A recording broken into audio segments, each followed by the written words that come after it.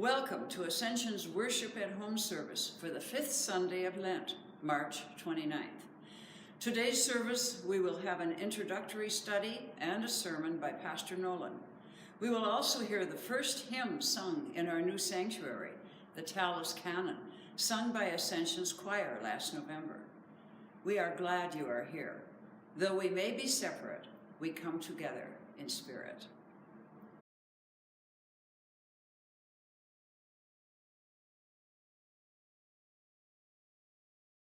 The books of John and Revelation are likely connected. Whether they're the same author or not, we don't know for certain. But there is a whole school of thought that believes that both those books are written by the same person, or at least the same group. And as a consequence, they're really addressing a certain time at the very end of the first century or into the second century, when Christians were struggling with a number of different things that were tearing them apart. One was that their own communities could not get along in many cases. There were little spats all the way to divisions. And then on the other side, there were those who said, you're not true citizens of the Roman Empire because you're calling Jesus Lord, when in fact we know that Caesar is Lord.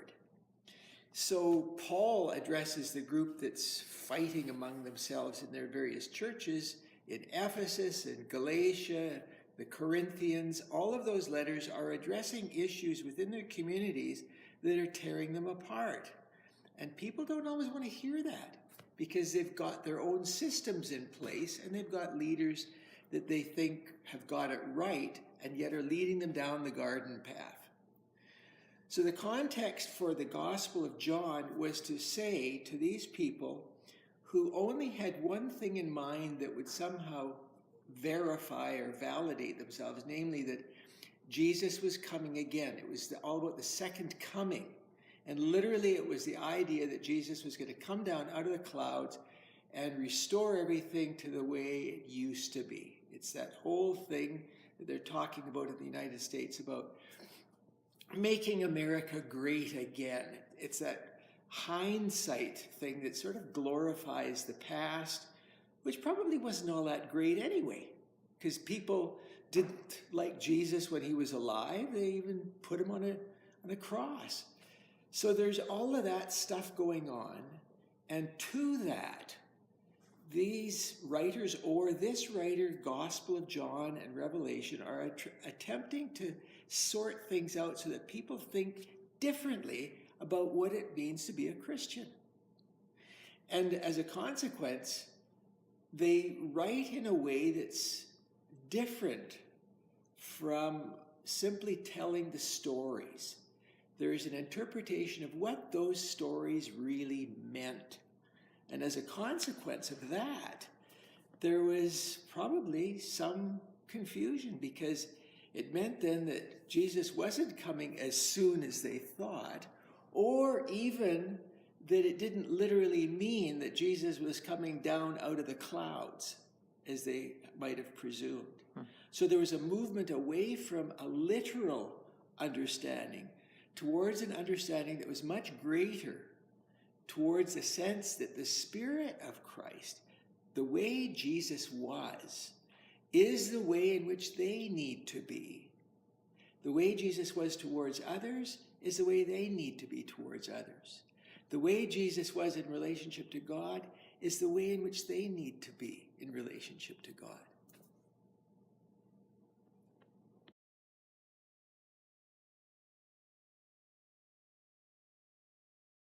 Okay, first of all, I apologize for the t-shirt that I'm wearing. It's just that I kind of have a high regard for Wyatt Earp. I think he was a justice-oriented guy.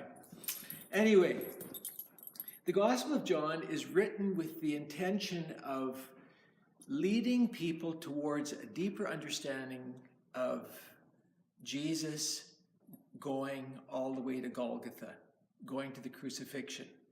So from the very beginning of that gospel, there is a sense that something ominous is going to happen. And the whole gospel leads towards Golgotha, but then to the resurrection. Okay? So when we're talking about preparing for Easter, because we're in Lent at the present time, it's important to be aware that we're going through darkness. It's kind of like where we are right now with this whole flu thing, that there's people around us, in particular the American government at the present time is demanding that this COVID-19 be called the Wuhan flu. So we're pointing towards blame for things falling apart. And we don't want people to come back at it and say, you're the reason why everything fell apart. So there's this feeling of dread about being in a bad situation and somehow being at fault or to blame for it. And it's a whole mistaken understanding of what is going on. We're in a situation, let's deal with it. So the gospel is saying we're in a situation of time in which our congregations are screwed up. We've also got issues with citizenship. We're not loyal enough to Caesar. Let's deal with it. It's not easy to be in a time where we struggle with the realities of life and death for real, because we're really doing that right now in this time of the flu. But it isn't so different from the time a couple of thousand years ago when Christians were struggling with the reality that they too could suffer an ignominious, a rough and maybe painful ending. So what is it that we believe that carries us through while not removing us totally from the situation that we're in? It's easy to find fault with people who are somehow not doing what they're supposed to be doing because we can see what they should be doing. And yet, in fact, they maybe are doing what they have to do in order to achieve a just and fair end for everybody. Whenever we're under stress, we oftentimes look to blame someone else for the bad predicament that we're in. But the Gospel of John is saying that it's natural in our lives to encounter really tough times. And what will we do about them?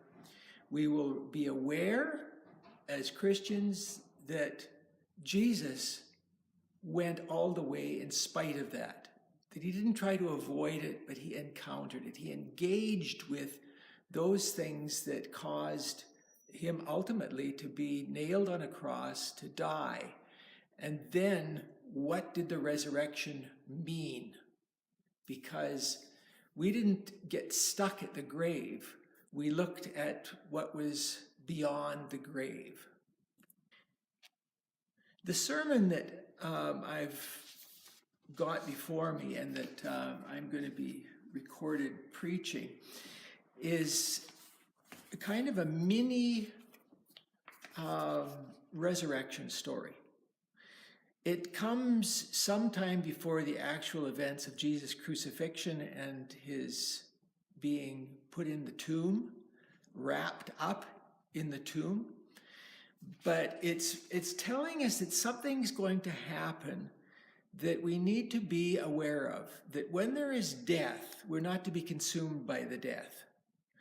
That the things that we do and say during our lifetime are the very things that we're remembered for. If we've been thieves and bandits, we've done things bad, people are going to remember that. We model in our lives the way in which we are going to be remembered. And so when Jesus goes all the way to the tomb, it may be that people will think in terms of he's dead. But if we think in terms of what Jesus was, who he represented, who he represented to the world, then we will go beyond the tomb, beyond the death, and realize that life goes on, and that real life is the life that Christ lived. So in the sermon, we're telling the story about Lazarus, and that Lazarus comes out of the tomb, and Jesus notices how everybody sees Lazarus as being just dead.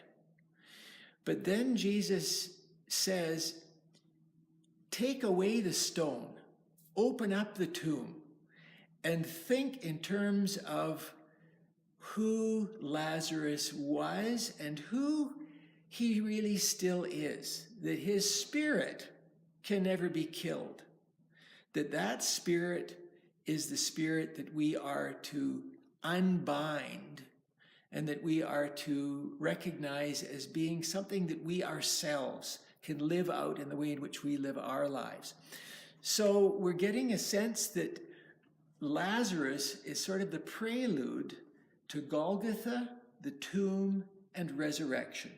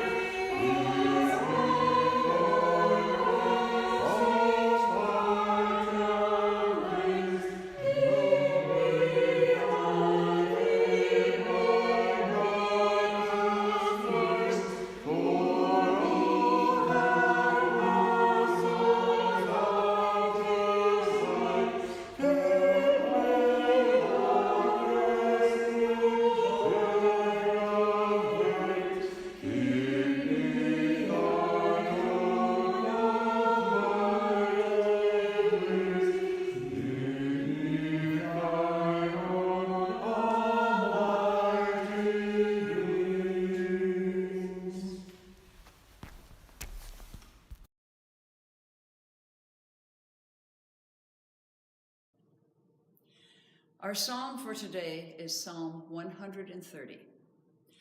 Out of the depths I cry to you, O Lord. Lord, hear my voice. Let your ears be attentive to the voice of my supplications. If you, O Lord, should mark iniquities, Lord, who could stand? But there is forgiveness with you, so that you may be revered. I wait for the Lord, my soul waits, and in his word I hope. My soul waits for the Lord, more than those who watch for the morning, more than those who watch for the morning. O Israel, hope in the Lord. For with the Lord there is steadfast love, and with him is great power to redeem. It is he who will redeem Israel from all its iniquities.